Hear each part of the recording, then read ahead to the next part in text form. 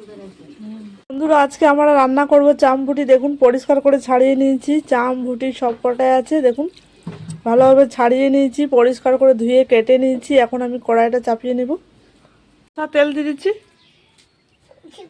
পেঁয়াজ কুচি দিয়ে দেবো, কুচি পেঁয়াজ কুচি সব সাথে দিয়ে দিচ্ছি।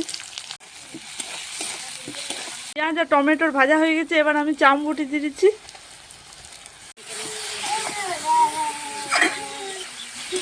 গুঁড়ো দিয়ে দিচ্ছি লাল লঙ্কার গুঁড়ো দিচ্ছি, পাতা দিয়ে দিচ্ছি, আর রসুন লঙ্কা জিরে বাটা দিচ্ছি।